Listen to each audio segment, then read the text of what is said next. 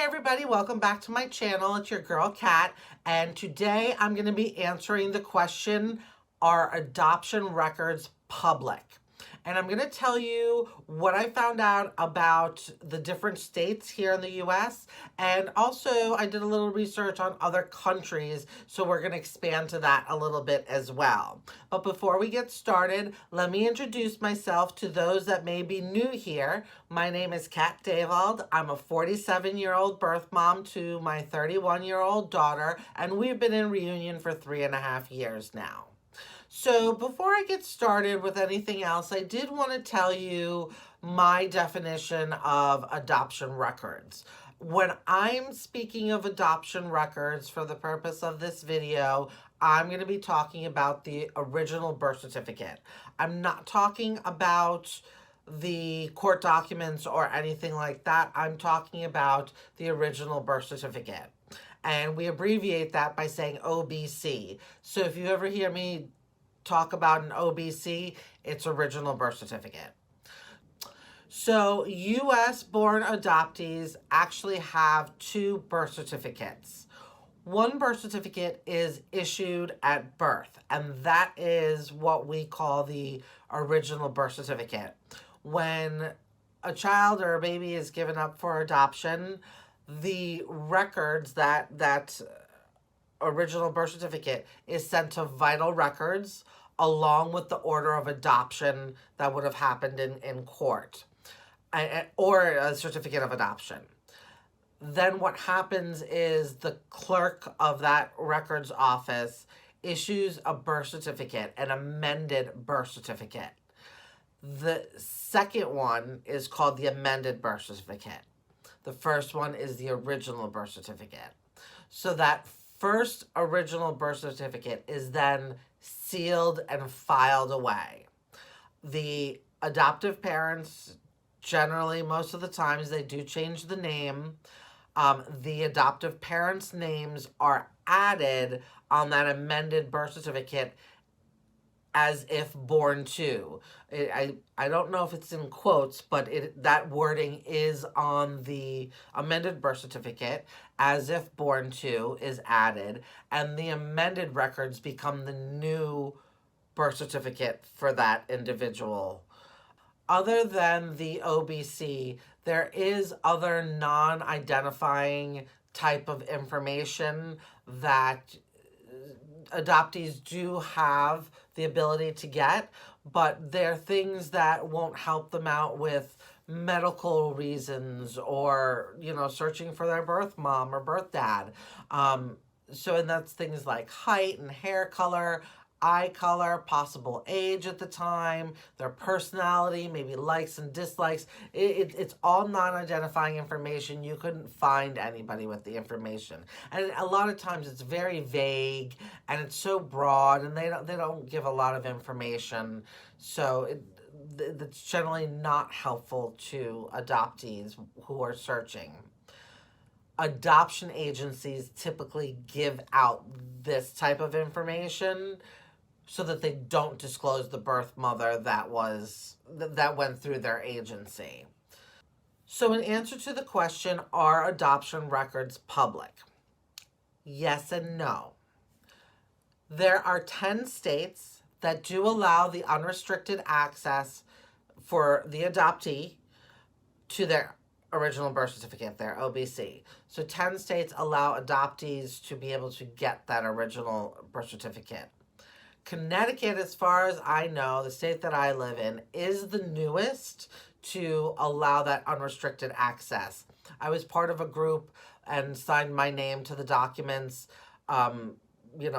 testifying that that is not something that I had wanted or I had asked for or that I was looking for, was anonymity and that type of thing. I was totally open to opening it up, and I thought that it was best for adoptees. So I signed my name to some paperwork and was part of a little group on Facebook and everything, and did as much as I could to help. Now, this law didn't affect me or my daughter because it was based off of a date of birth.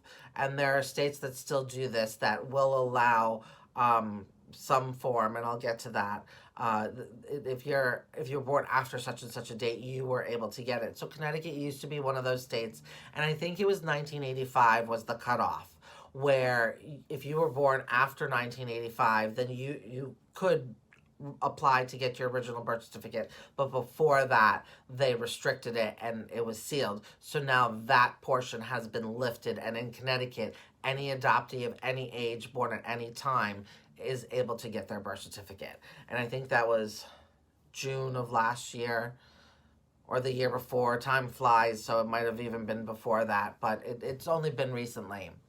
And I signed because I thought it was just wrong that, not just that, some adoptees were able to get their birth certificate and not others, but all of them should have access to it. There shouldn't be any reason why anybody shouldn't. So I signed my name and, watched the law get passed through. So that was a good day.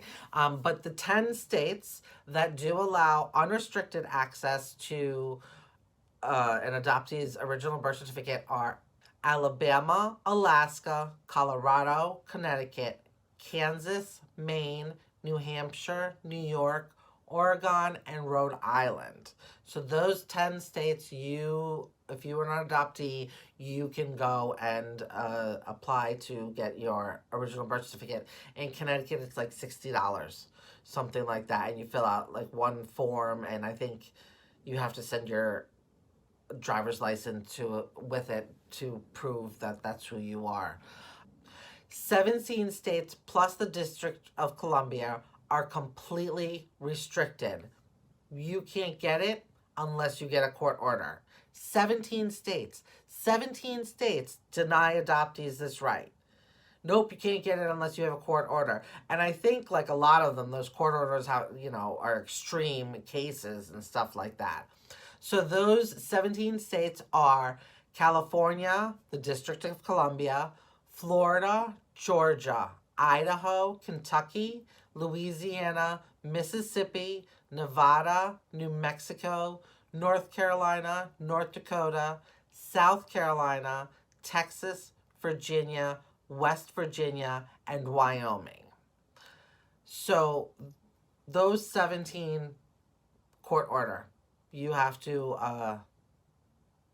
go to court and try to get it, which is horrible and it should be changed. Now, the remaining 24 states, there is a possibility that you could get your original birth certificate. These 24 states make it very difficult and sometimes nearly impossible. They do things like, and I'm going to refer you to a website where you can see which state does which, and this isn't an inclusive list that they all do this, but some of them charge extreme fees. Sometimes they want you to have the birth parent's consent. If an adoptee knew who their birth parent was, then they wouldn't need their original birth certificate, because they can get medical information, they can get, history, family history and everything. So that's a stupid reason to get that. Anyways, moving on. Maybe they'll get a birth certificate where all the information is redacted. They do that blacking out. And so they redact all that information, and all you're left is like with height and job at the time. Like, ridiculous.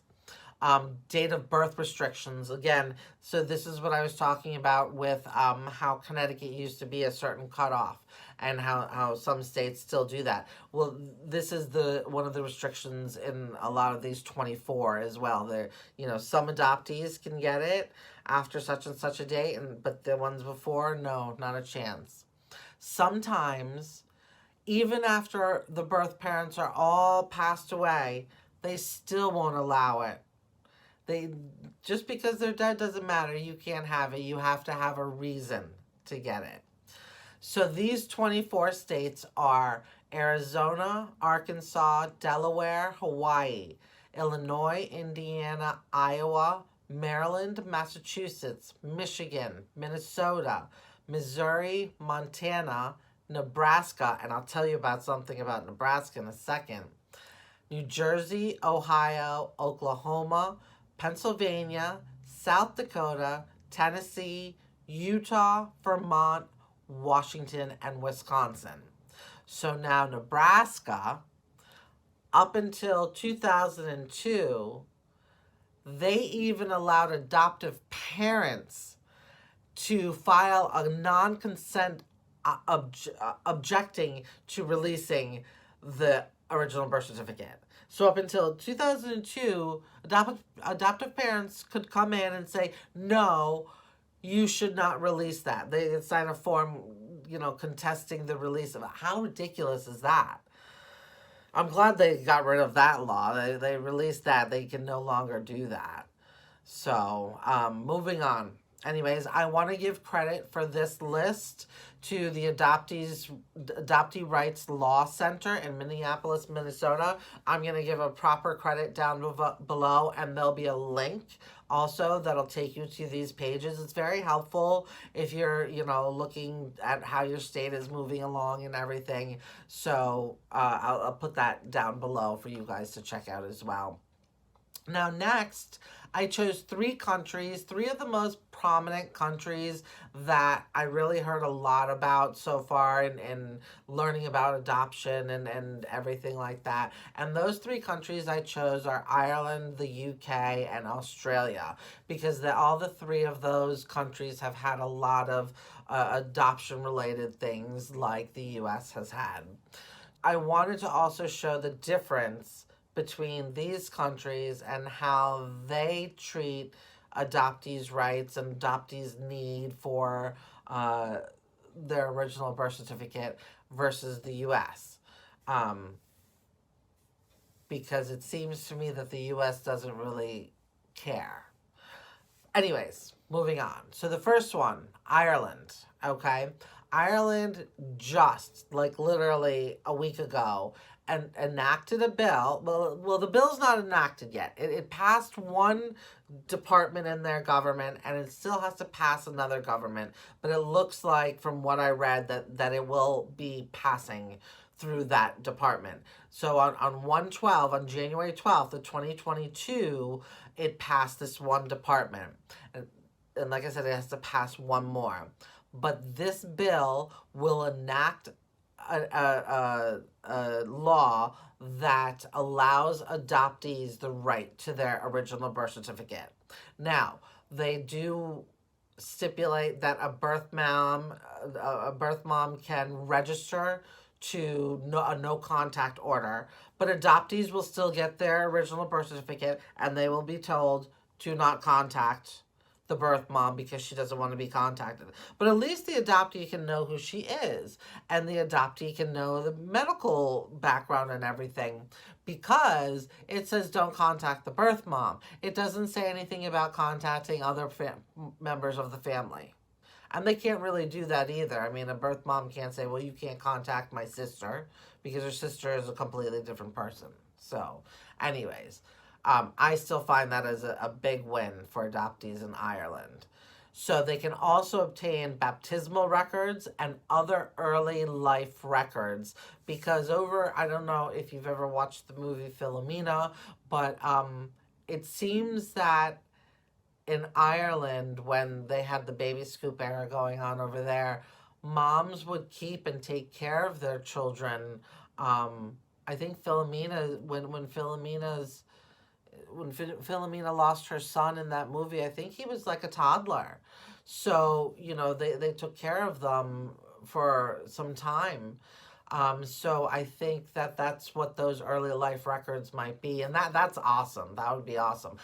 Don't count me on it. I'm not guaranteeing it, but that's what I think that early life records means. Anyways, this law is also going to establish a tracing service so that bios and adoptees can find each other. So I'm going to put the link below to the Adoption Authority of Ireland, and you can find out more information from that website over there. Next is England, and England, you must be over 18. I don't know exactly when they enacted their law, but you must be over 18 in order to get your original birth certificate. And the only other stipulation is if you were born before 1975, so born before November 12th, 1975, then you need to go to counseling. It's not that you can't get it, it's that you need to go to counseling. And I think it's just one counseling session. An approved counseling session with one of their approved providers so that, they know that, I don't know, maybe that you're sane, or I don't know, that you're not too far into depression. I don't know what the session entails, but you do have to go to one meeting with one of those advisors. And then the form differs a little depending on where you live. So I guess if you're an adoptee that was born in England and then was taken to America to grow, or any other countries by their parents, I guess there would be there's a different form as if you live inside the UK or outside of the UK. But it was a 2-page form. It looked really simple. You can either post it in the mail or email the form. It didn't matter. Only an adoptee can request their original birth certificate, and there's absolutely no charge unless you need to see one of those approved advisors. That's it. So, what they're doing in the UK sounds great too. Like, that is very open, and they can get anything that they need, original birth certificate wise, relatively simple. Okay. And then lastly is Australia. Now in 2020, Australia passed a law allowing adoptees the right to the original birth certificate, but not just adoptees, but birth parents too. And adoptive parents. Adoptive parents can get the original birth certificate as too, but it's not as important as, to the birth parents or, the adoptees. So now the forms were a little bit tricky. They weren't horrible, but there was another form that you had to add in if there was such and such a stipulation, and honestly I forget what it is, and I didn't write it down here, but it's not horrible. It was just one extra form if this happened, if this is how your adoption went, or something along that lines. I do have the link below for each of these, for England, for Ireland, for Australia, for the Adoptees Right website also. All the links are down below. So, it really amazes me that the U.S. is so strict with allowing birth certificates to be issued. It seems that so many countries recognize the rights of adoptees, not even just the rights, but the need for an adoptee to be able to obtain this piece of paper. It's one piece of paper, and to be able to obtain this information. And so why not in the U.S.? Why are they so, secretive about it? And why is it such a, taboo thing to be able to provide to all of these people who really want it? And if they want it, why not give it to them? It's them. It's theirs. They should get it. Anyways, why do you think the U.S. is so slow to make this move? Let me know in the comments below. And that is all for today, my friends. I will see you soon. You have a good one. I'll see you next time. Bye-bye.